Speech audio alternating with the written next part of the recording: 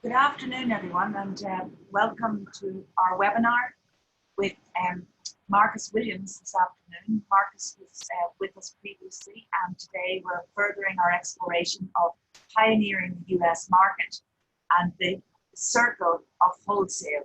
So I just wait for a couple of moments, Marcus, to see our participants are clocking up here. It takes a while to log on. But as usual, everyone, if you have a question during the presentation, you could please type it into the Q&A and Marcus will be delighted to answer any questions at the end. Okay, and with that, I think I'll hand over to you, Marcus. Marcus, welcome.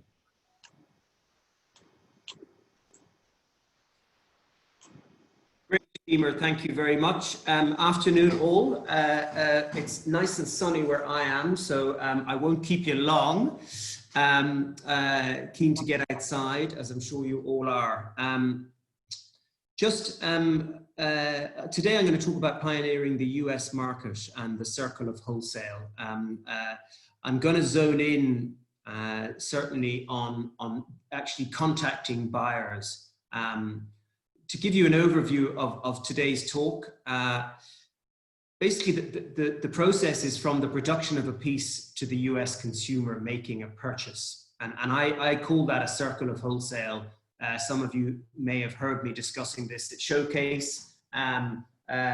It's a commitment, and there's very, very strong rewards, particularly for the US market if you get it right. But what is reassuring is it's certainly not rocket science, but what it is sales time and liaising with your customers, which is vital. We spoke last week, I'm not sure if any of you were listening, we spoke about the markets in the States. I chase after the mainstream market, and what I do is I've been at it now since 1998. It's very much mainstream stores in the States. Probably the best way to explain it is in Ireland we've got 15 to 20 really strong retailers, some of which have got multiples, some of which are independents. In the States there's about 400 of those.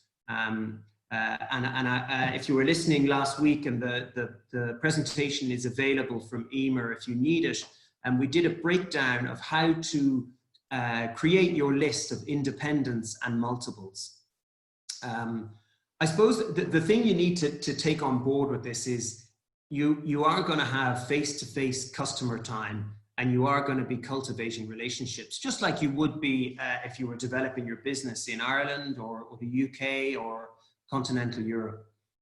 You need to be aware it's going to take travel time, no question. There is a commitment there. In the current setup of doing business, it takes Zoom time.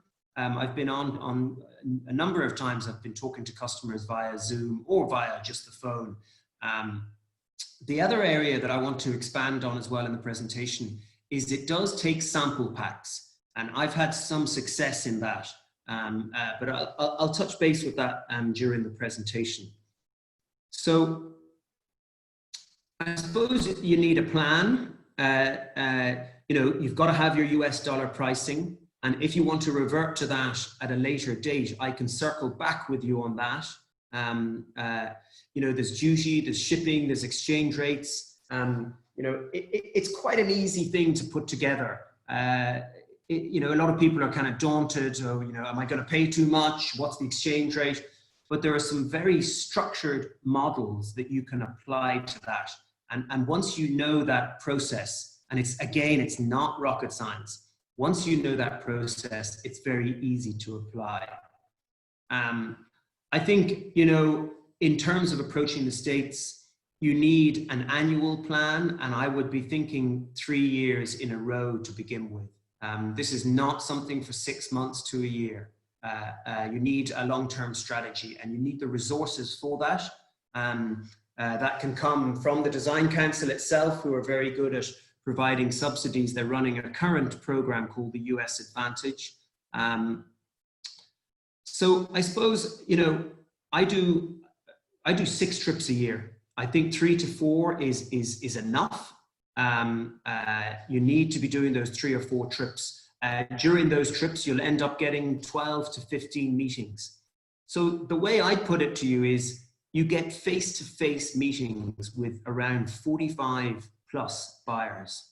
And if you think about it, you know, if you got the chance to speak to 45 American buyers, I think it's pretty likely you're going to get your product in their door if they're the correct buyers. And you know, we'll come back to that in a moment.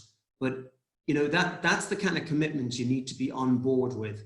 I go 6 times a year, and usually I get 2 of those are trade shows, so they're quite filled with meetings. So between the trade shows and the buyer road trips, I get in front of about 75 to 90 buyers a year. But again, that's a travel commitment, and that's referring back to the previous slide. So you know, you know, there is a commitment there, and there is funding in place for it, but you need to be aware of the amount of time that it takes. So leading on from that, your presentation of product, you know, obviously you need a digital brochure. Some people have a paper brochure, that's fine. Most buyers are happy to take an inbound email in their inbox. It can be nice to send them a paper brochure because then it sits on their desk instead of going down the list in their inbox. That's up to you. I think it's very, very important that you have a digital footprint. You know, I mentioned this last week. Historically, buyers, you know, you'd meet them at a trade show, you'd show them your product, you'd just give them that brochure, and it takes quite a long time to research about that company. Buyers can do that in 3 to 5 minutes now on their computers. So when they go and search your company, that digital footprint is extremely important. And I suppose that leads on to the buyer email and catching their attention, because you've done your research, you've got your company brochure, you've got your digital footprint, you've done all this work, and you're like, how do I get a hold of these buyers? And you're right, they are getting endless emails, particularly the multiples. So, you know, a good independent store has probably got 70 to 90 lines, maybe even more, product lines, and they're dealing with all those manufacturers. So you've got to have a very good approach. And what I did is I've created an email just to show you. I'm going to try and pull it up here. I'm not very good at this screen sharing, but I think now there we go. So I did this email, and this is a very typical email I would send out in regard to trying to catch the eye of a buyer. So, you know, the buyer you sent, dear James, you know, I would mention how you came across them. Jane Clinton forwarded you as the respective buyer for our throws. I look after Avoca's business in the US at the wholesale level. So I say, you know, respective buyer for our throws from Avoca Mill. So I would include your website in that opening statement so that they can immediately click on it. It's a very good opening gambit. You know, then I do one line of a very good selling point. So the mill set in the village dates back to 1723. We're still weaving with passion and personality from the same buildings, etc. So there's a little snapshot of us. So they've now had the opportunity to look at our site. You've given them a good selling point. I'm a great believer in reassuring the buyer that you are supplying customers in their model already. So you can say, you know, like I have here, Avoca has a modern heritage of supplying mohair, lambswool and cashmere to customers such as Brown Thomas or Harrods or Gracious Home. And it doesn't matter, or your own retail shop in Ireland. I know a number of makers have got their own you know, retail shops. Or just mention some nice stores in Ireland that you sell to, or maybe in the UK, or I don't know, Japan, anywhere. It gives the buyer reassurance. So you've got, you know, the opening website gambit, you've got a nice selling point, You've got good distribution. And then you go, I'm going to be in Boston the week of May 12th and would like to present our textile gems to you. Always like to put in a bit of fun in there, or something light-hearted. Alternatively, I'd be delighted to showcase our items to you via Zoom if prevailed. I think that's another new channel that I've worked in the last couple of 2 months. The third option there is if you do catch a buyer's attention of a multiple chain, such as Bloomingdale's or Nordstrom and some of the chains I spoke about last week, you know, I would offer them a sample pack. You know, these guys might not be going to the show that you're doing. They might not have time to see you. In fact, it's quite unlikely that they're going to have time to see you. So I would say I can send you a sample pack. And you know what? So the buyer is then, and again, that's for multiples. I wouldn't be doing that for every independent unless unless you knew the buyer or I mean, that's your own call. I have done it and it has worked. But I am a great believer that, you know, go and see the customer. And once they know you're going to be there that week, then they're like, oh, you know what? I am free the week of May 12th. I will see them there. And that's how your journey plan begins. And then I just say, let us know your thoughts and we can plan accordingly. Name, obviously all your details. They obviously have your email from the recipient inbound. I have an American cell phone, which is very inexpensive because it gives the buyer comfort that, you know, if they did need to phone you, it's unlikely. The days of phoning buyers is few and far between.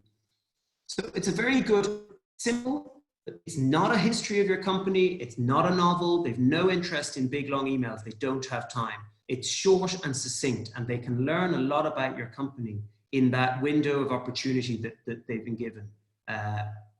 So I'm just going to go back to the presentation, which I hope I can pull up. I'm going to share. Yeah.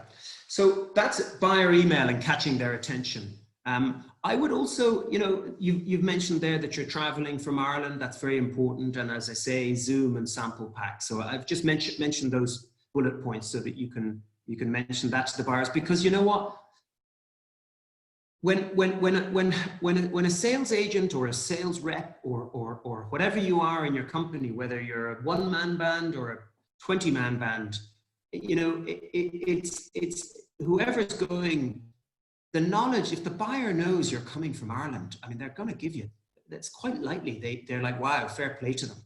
And it's different. It's something different from the average sales rep ringing them in the States. So it's a definite card to use. And Ireland has got and is improving its reputation within the US market for, you know, really, really good product coming out of this country. So I think all of those, that's a very important, you know, make sure all of that is lined up, in particular the presentation factor and the US dollar price list. And as I say, if you need any help with that, very happy to guide you wherever necessary. So then you've got your appointments, you know. I usually focus in on a territory, which we spoke about last week on the webinar. You know, pick the Northeast or the Mid-Atlantic. You know, the drive from Washington, DC to Boston is about 8 hours. I usually take that as a corner because you can do that journey over the period of a week and you can cover quite a large geographical territory. And that, it just makes it manageable. So you've got your appointments. You know, some weeks I get 15. Most weeks it's kind of 10, 11, 12. You know, you can do probably 3 a day. I fly over on a Sunday or a Monday. I might have an appointment on Monday afternoon. Unlikely, but then Tuesday, Wednesday, Thursday, Friday, I usually have 3 or 4 a day. 4 is a push. And as you can tell, I talk way too much. So it's important to have that laid out. During that process, you can walk a trade show. You can overlap it with either the Atlanta gift show, the New York gift show. On the West Coast, they've now started a new one in Las Vegas that's proving very popular and less expensive. Of course, it's important to have your appointments, your flights, your car rentals, and your hotels.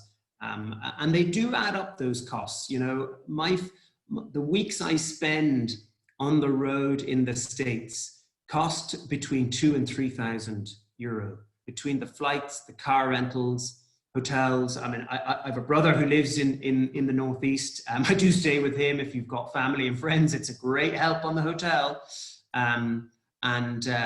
Obviously, you know, you've got to fill the car up and eat and all that fun stuff. So just gives you a snapshot. But again, the Design Council do very good grants with regard to that, and I know Emer and Mary and Nicola Doran can be in touch with you on that if you so choose. I suppose the other one is, and it's a tricky one, particularly in the current pandemic, is trade show choices. You know, you can go off to these shows and you know, you come home very hungry, homesick and sad. You know, it can be quite downheartening, and I'm going to put that out there. It's risky putting that out there, but you know, you need to do the research on those shows before you go. You know, you can walk them. It gives you a better sense of where you think you'd like to be located at that show, rather than choosing your location off a PDF sent by the show organizers.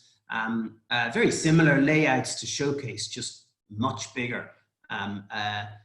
You know, the Javits Center in New York, which hosts the New York Gift Show, is enormous. I mean, it's probably, I don't know, it's probably 2 or 3, you know, soccer pitches, and it's all got different departments, and it's important to make sure you're in the correct one, and you know, you're in a high traffic area, and you're closer to the front of the building, all the usual tips. But you know yourself, once you've done a day at that show, it gives you such a better sense of it, and you can go and locate your competitors and etc.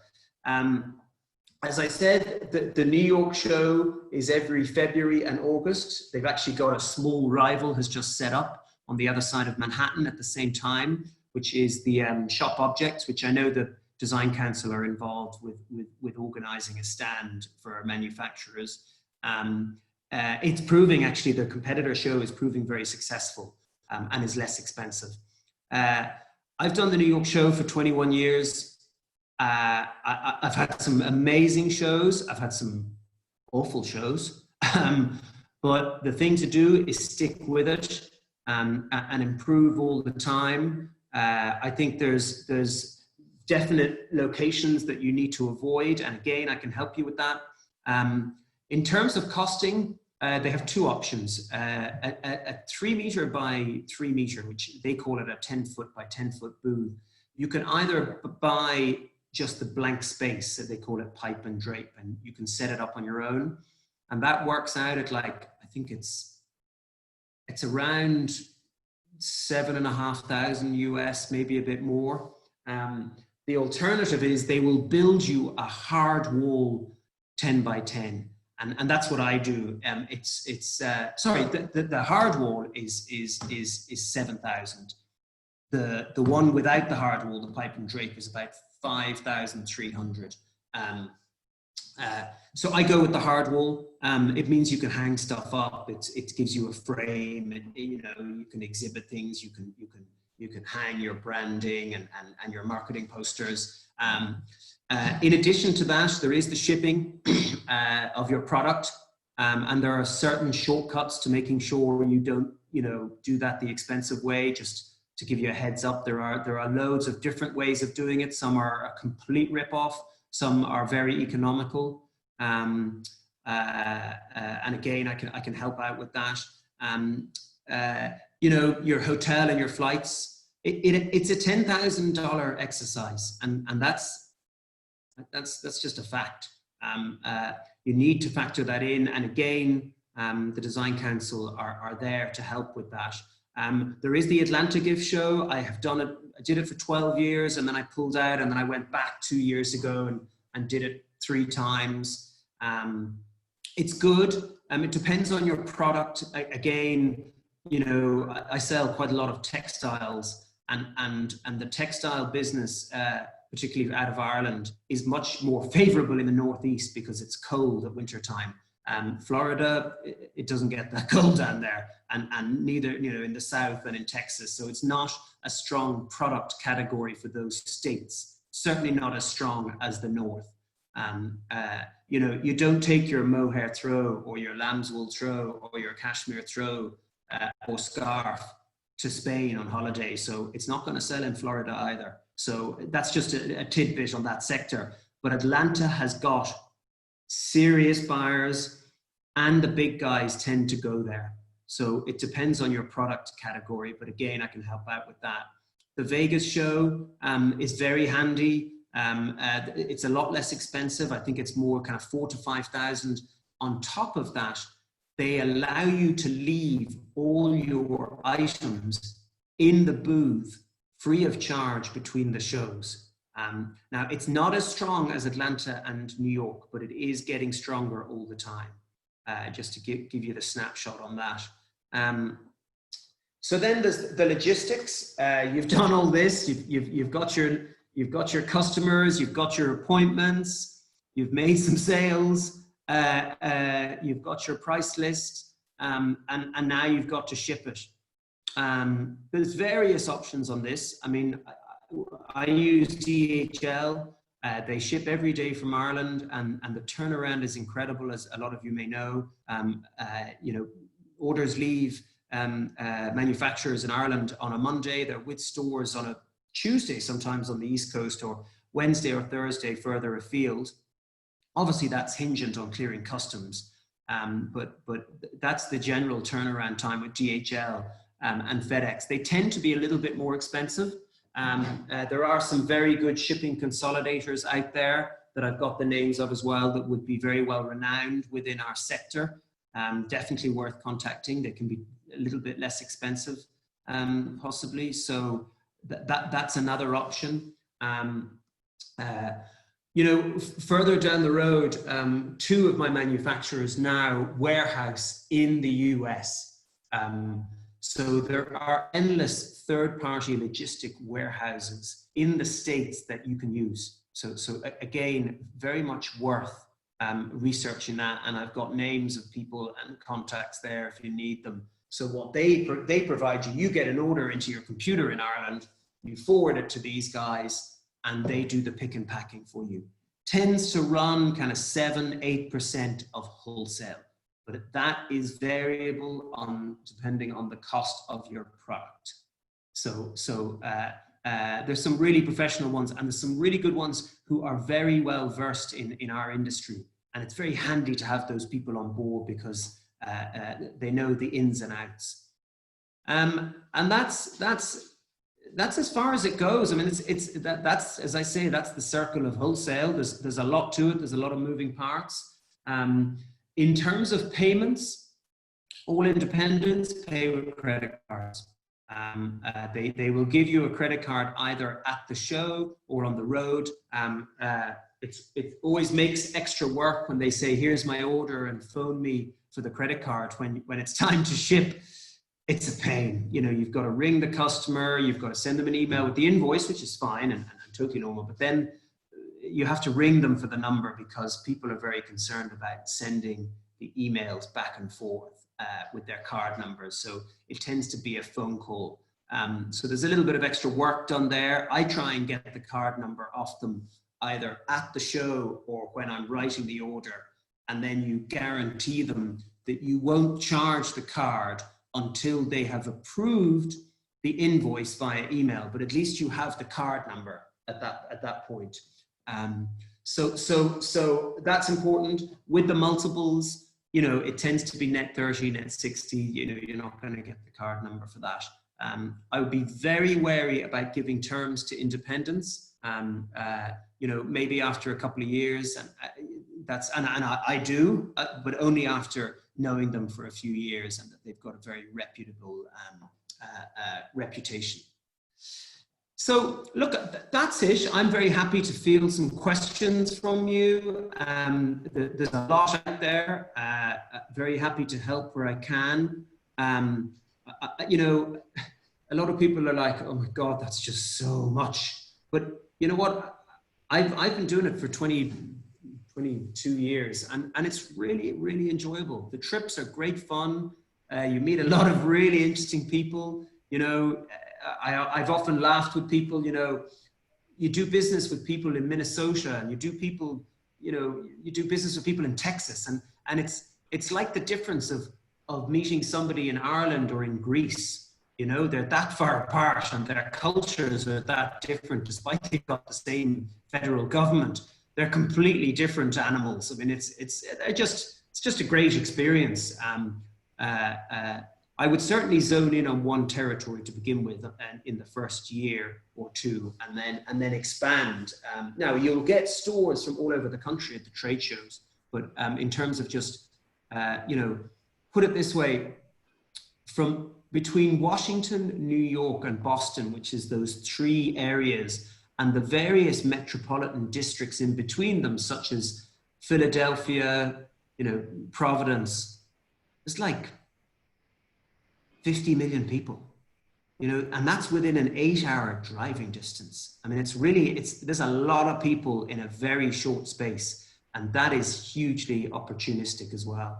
And you know, as I say to you, Ireland is getting a better and a better reputation of product. It's not, you know, it's not kind of shamrocks and shillelaghs anymore, which you know do sell. But there's a lot of dynamic product coming out of Ireland in fashion, textiles.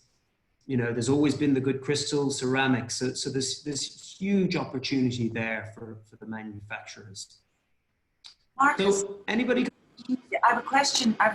To start the ball rolling for you. You were saying with the independents that you email them the invoice, you will have already secured the credit card number as backup. And is it absolutely standard terms and conditions of 30 days? Do they rigidly stick to that, or what is it? You charge the card before the shipment leaves. Yes. Okay. Okay. So, yeah, that's a good point, Emer. So you get the order, you come back to Ireland, you prepare the order, you send them the invoice, and again, it's slightly different for me because I sell textiles, so a lot of the deliveries are August, September, October. So I might take an order in February that's not going to ship for 6 months. So you send them the invoice. Sorry, the first thing you do is you send them the sales order after the show or after the road trip. You send them the sales order so they know what they've ordered. Then the shipment time comes, which might be, you know, that day. It might be in ship ASAP. You create the invoice, you send them the invoice, and you say, I've got your card number, just let us know we can charge. And that's really easy because you've got the card number there, you go to the machine and off you go, you get authorization, and then you ship. Don't ship beforehand because the card might not work for two reasons. They might not have any money in their account, or there is what these things, and I'm sure you've all heard about it, is these fraud alerts. So if a card is used in Europe through a European terminal, merchant terminal, sometimes the American bank will stop the card until they hear from the card owner that it's okay for a ceramic producer in County Clare to charge their card $2,200. You know, it's basically alert. And then you have to email the customer back and say, look, the card didn't go through. Your bank has said that it's a fraud alert. Could you please phone them? So there is a little bit of back and forth on that on occasion. Now, once you've charged their card once, it's really interesting. It tends to go through straight away because there's traffic recognized from the system. So you charge the card before the invoice. The net 30 is different. If you give your customer net 30, and again, you'd want to know them very well. You phone them after 30 days. Days of the checks are over. You phone them for a credit card, or a lot of them are doing wire transfer now. So you get paid via wire transfer. And to be honest, when the volume starts getting high, I would do wire transfer because, you know, the credit card numbers, the credit cards, it's expensive. It's 2.9% for Visa, MasterCard. I think Amex is, I think it might be 3.7%. So, you know, if you're doing 100 grand, that's 3 grand out of your pocket. If you're doing 200 or 300 grand, suddenly it gets kind of steep. So, you know, I push for wire transfers, certainly from the larger guys, and a lot of, you know, a lot of my multiples would send wire transfer, and my manufacturers would insist on that because they don't want to lose out on the credit card transaction fees for a high ticket order. On those credit card transactions, would you have kind of a magic number, or should one just play it by ear and see how things are going? I mean, can you say to yourself that once it's over 1,500, 2,000, I want a wire transfer, or how should one approach that? There's no magic number because because some independents will force you to use their credit card because they might be putting through $20,000, $30,000, $40,000 a month on their card, which means they're putting through 300 grand a year on their card, and they're going to fly them and their family around the world as many times as they want with the air miles. So your 2.5% is paying for their holidays and their trade show trips. Oh, it's a whole bone of contention, I can tell you. I have one manufacturer. Actually, I showed it to you last week, that the guys from Juliska, who I used in the website a demonstration, their owner has insisted that no more credit cards can be used, that it has to be wire transfer, because he was paying the bank. They do I think they do 18 million a year. Now, not all of it's going to be credit card transaction, but let's say 10 million of it was. He was giving Visa and MasterCard, you know, 250 grand in fees. So it's and again, these are all big numbers, don't get me wrong. I'm just using that as an example. But again, if you're doing 100 or 200 grand, you don't want to be giving the card company 5 grand or 6 grand of your profit. So it's just, you know, I would try and get the wire transfer. It's the most inexpensive way of doing it. You know, the credit card is, as I say, is the 2.9 or 3.7, depending on the merchant service provider.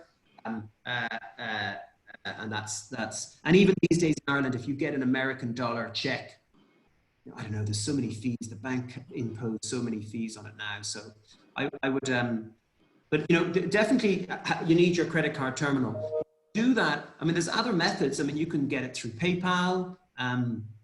Some people operate on that, you know, and I know Stripe are coming into the market. I know that Fexco offers some very good rates for wire transfer. So there's a lot out there to that.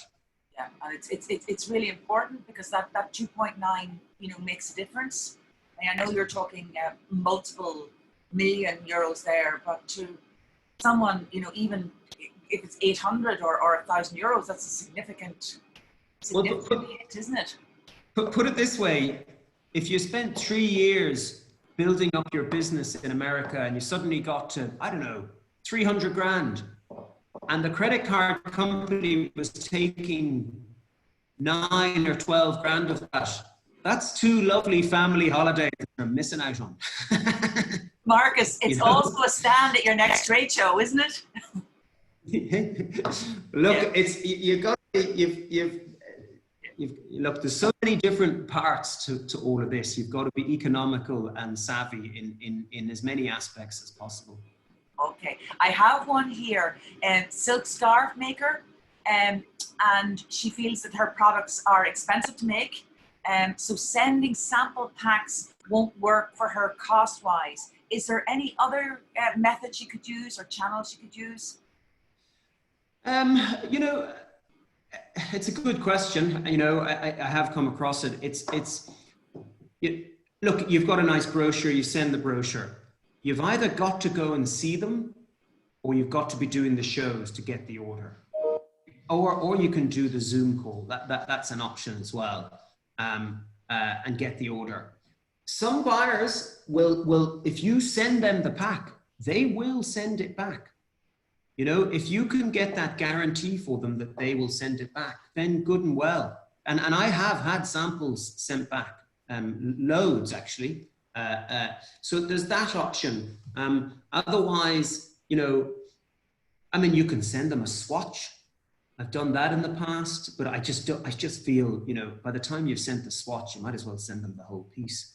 I would also be that's why I was saying, you know, I wouldn't be sending every independent buyer a sample. I would certainly be sending, I mean, if you catch the eye of a Bloomingdale's buyer or a Nordstrom buyer or you know, a high-end specialty store, I'd be sending them a sample. I don't know how much that product is, but you know, well, I mean, I would be going to see them first. By the way, if you get a reply from a Bloomingdale's buyer and they offer a sample pack or a visit, take the visit, go and see them, and quickly.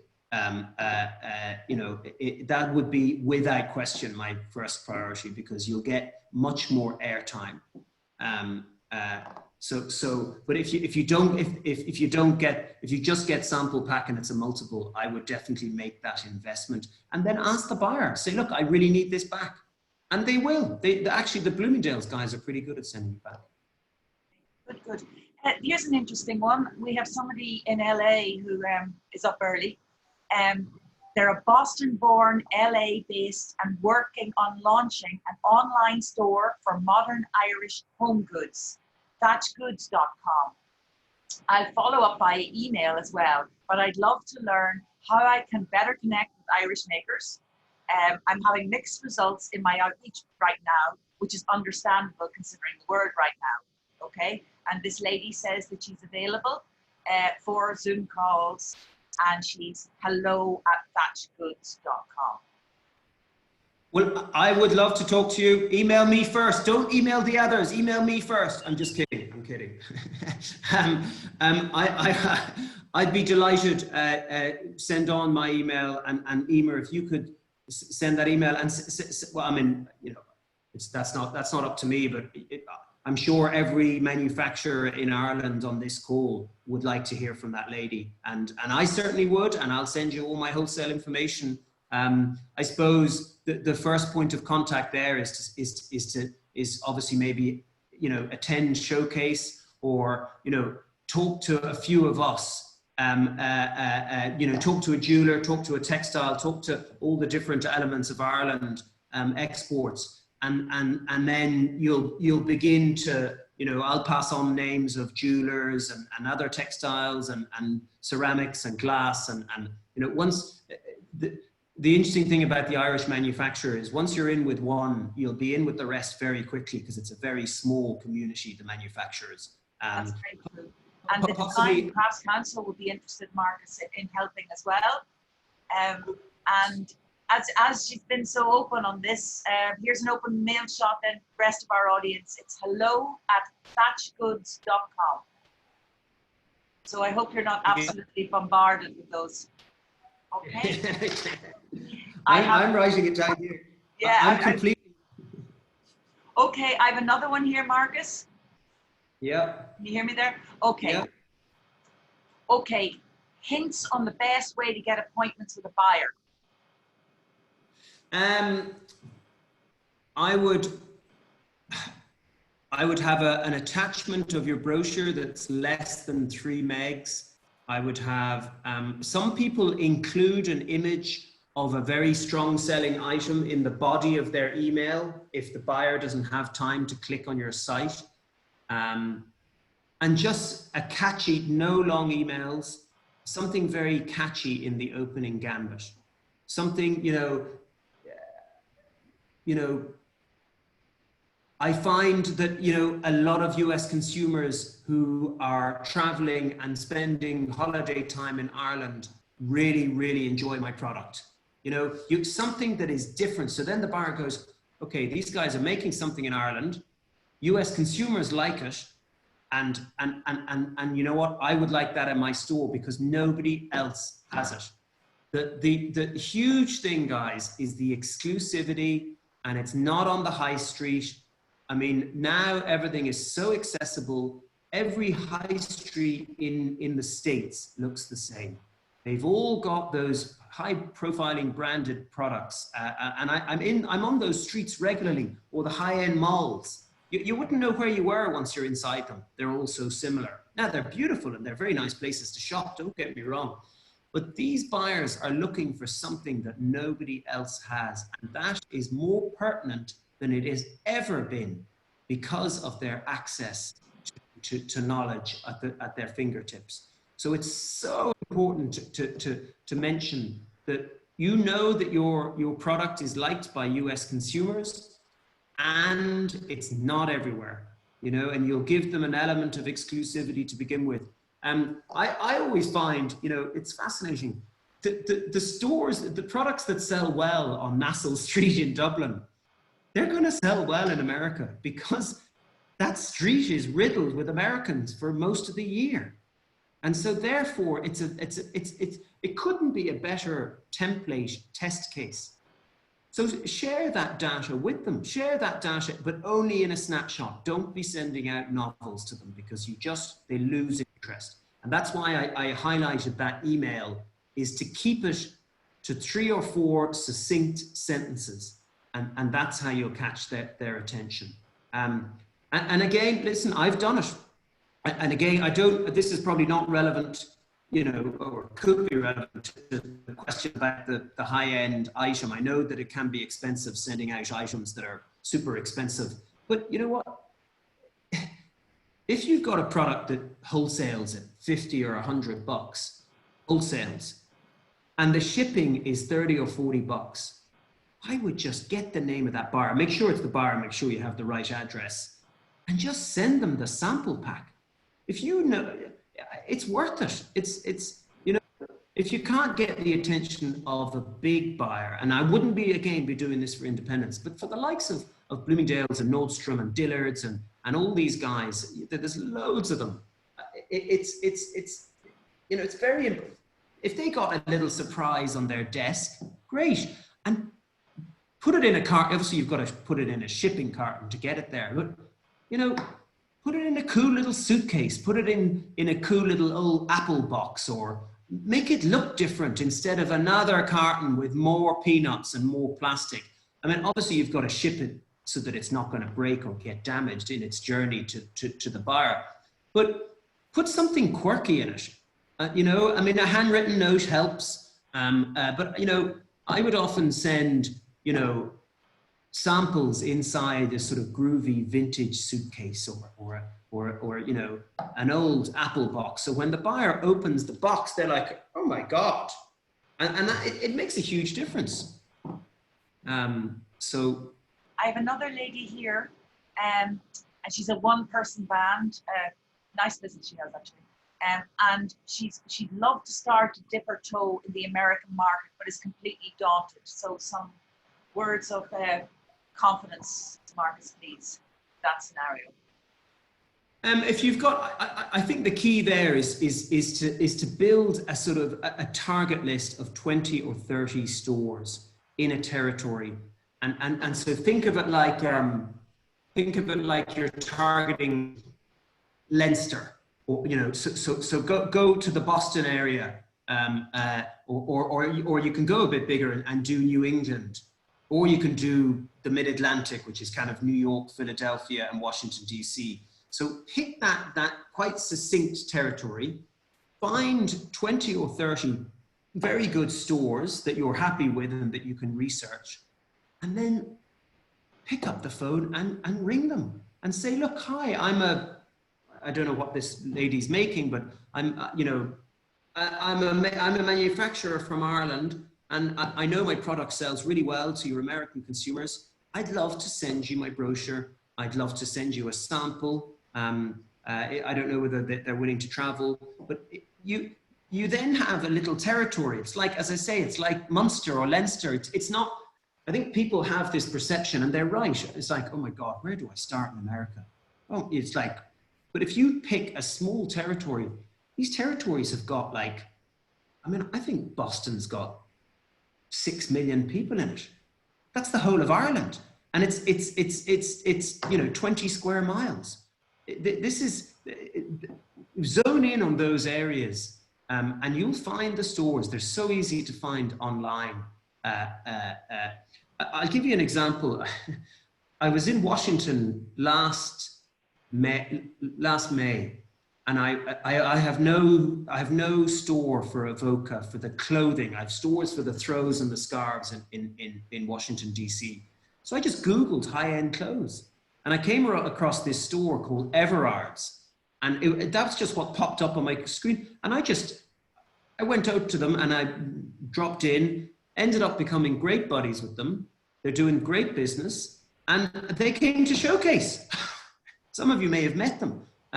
They were one of the, I put them forward as a store. So if you go and research those stores and you like the look of them, phone them up and say, look, I really, really like your store. I'm researching this locality. And as I said in the last conversation, a lot of these people have been to Ireland and they go, oh, really? I was on holiday in County Clare or County blah, blah. And the next thing is you're great friends and you're creating a strong dialogue. So I think in answer to that question, if you're starting small, start with a small territory, zone in with 20 or 30 people. And you know what? It's a great start. If you got 20 orders out of that, it's amazing how then they will tell you about the other territories. Because despite how big America is, our industry is very small and everybody knows each other very, very well. I just had a note in again from our American friend at hello@thatchgoods.com. She'd be delighted. She'd be absolutely delighted to be bombarded. And Marcus might actually come to showcase. That would be good. So anyway, everyone, we will be sending on Marcus's presentation after our event today. And I'd like to thank all of you for joining us. Marcus, I'm going to keep you on speed dial for contacts because you've been very good at this, and hopefully this will continue. I hope it's given people who are thinking about the US market more confidence. And I'd also like to thank Mary Dunn, who's been a huge help today in keeping the show on the road. Thank you, Mary. Thank you, Mary. And thank you, audience. Until the next time, thank you, everyone. Bye-bye. Thanks, Emer. Thank you, everybody. Thank you. Bye-bye. Bye.